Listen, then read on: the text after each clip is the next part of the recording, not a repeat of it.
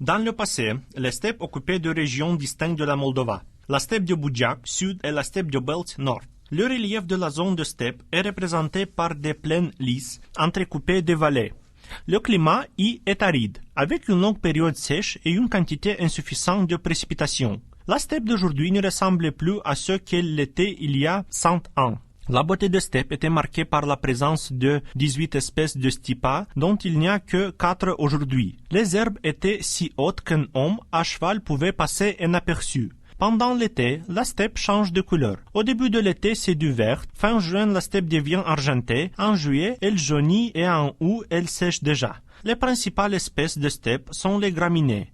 Fétuc, stipa, chien-dent, brome faussiègle, coëlerie, mélangés à d'autres espèces. Sauge, thème, achillée millefeuille, campanule, amandier naine, cytise feu ébénier et spirée à feuilles de petites chênes. Cet environnement sert d'habitat à une faune spécifique. Des passeriformes, ce sont les merles noirs et les alouettes qui vivent dans la steppe. Le monde animal de steppe est principalement composé de rongeurs. Le hamster commun, le suslik taché, le campagnol de champ et le rat taupe.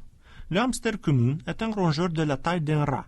Sa fourrure est brun rougeâtre, sur les faces avant il y a des taches blanches ou jaunâtres, la partie ventrale est noire. La longueur de son corps est de 25 à 30 cm, sa queue 4-6 cm, alors que sa masse atteint 400-500 grammes. On le trouve sur les terres cultivées, au bord des routes dans les forêts. La présence de l'homme ne lui fait pas peur. C'est un rongeur actif au crépuscule. Il passe la plupart de son temps dans les galeries souterraines. Dans les galeries simples, où le nid se trouve à une profondeur de demi-mètre, vivent les jeunes. Les rongeurs plus âgés ont un système de galeries plus compliqué, certains étant recouverts de terre, d'autres nouvellement construits ont des sorties à la surface. La profondeur des galeries dépend, dans une grande mesure, de l'âge de l'animal.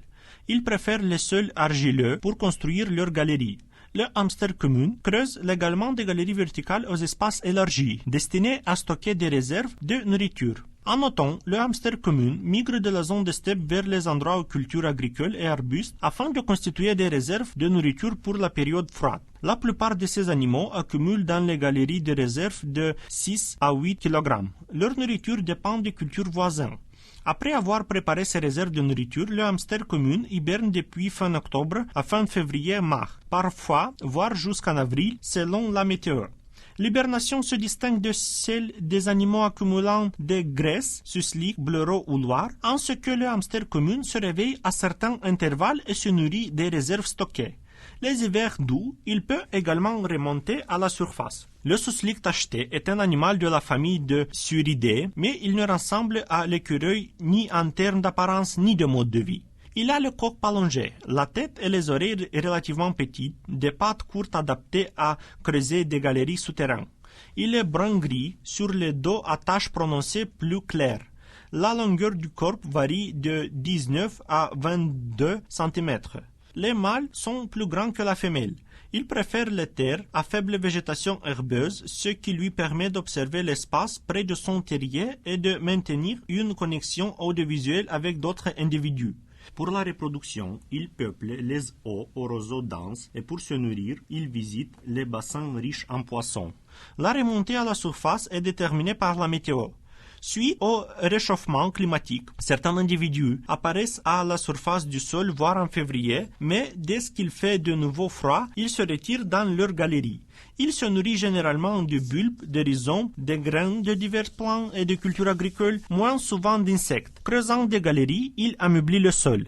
Le suslik tacheté contribue à la propagation des graines de plantes. Le rat taupe est un autre rongeur présent dans la steppe. C'est un animal qui est actif pendant environ 6 mois. Le reste du temps, il se trouve en hibernation. Sa fourrure est soyeuse, épaisse, brun clair sur le dos et les côtés et gris foncé sur l'abdomen. La longueur du corps est de 15 à 24 cm. Son poids varie de 180 à 300 grammes. Le rat taupe habite les endroits sauvages. Pâturage, vergères et vignobles délabrés, zones forestières. Par temps froid et pluvieux, son activité diminue. Le nombre de buttes fraîches est moindre. Il préfère se nourrir de pommes de terre, de carottes, de betteraves fourragères et potagères. Il fait des réserves de pommes de terre d'environ 15 kg, les plaçant dans 2-3 colons. Creusant des galeries dans les terres naturelles, le râteau aide à aérer le sol. Par ailleurs, il endommage les cultures agricoles. Dans la famille de Corvidae, dans la steppe, vivent la pie bavarde, le corbeau freux. La pie bavarde est un oiseau sédentaire. Elle a la tête, le cou, la poitrine et le dos noir aux réflexes métalliques, alors que son abdomen est blanc.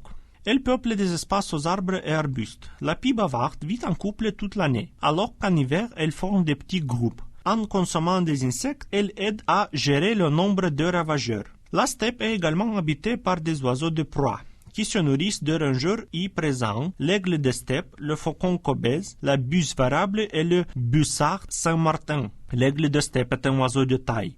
Les adultes ont le plumage brun foncé, les juvéniles ont des plumages plus pâles.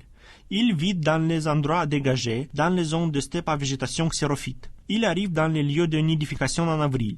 Il niche sur le sol sur des monticules, sur de la paille ou du foin, dans des bâtiments abandonnés au bord de ravins, sur des arbres solitaires. Un couple peut avoir plusieurs nids qu'il utilise en alternance. Ils se nourrissent de susliques de l'Europe, ce qui contribue à réduire leur population. Espèces en danger critique d'extinction, incluses dans le livre rouge de la République de Moldova. La réduction de la population de l'aigle de steppe s'explique par le défrichage des steppes, la diminution du nombre de prédateurs. Selon la croyance populaire, c'est un symbole du pouvoir. L'ordre de Galliformes, peuplant la steppe, est représenté par la perdrix et la caille de blé qui font leur nid au sol. La perdrix, c'est un oiseau de la taille d'un pigeon aux ailes larges et arrondies, à la queue courte et ocre. Son vol est bruyant. Surtout lorsque tout le groupe s'envole d'un seul coup, c'est un oiseau monogame sédentaire. Les couples se forment en mars début avril. Pour l'emplacement du nid, le perdrix choisit une dépression dans le sol qui le recouvre d'herbes sèches et de plumes. La perdrix se nourrit de grains, de jeunes pousses, de bulbes de plantes et pendant l'été, elle consomme divers insectes ou des larves de ceux-ci. En hiver, 2 ou 3 couples constituent des groupes afin de survivre aux conditions extrêmes. Compte tenu de son régime, le perdrix est apprécié comme une espèce utile, mais aussi un gibier à plumes. La population de perdrix est en déclin à cause de braconnage, des chiens errants et du manque de nourriture pendant les hivers enneigés.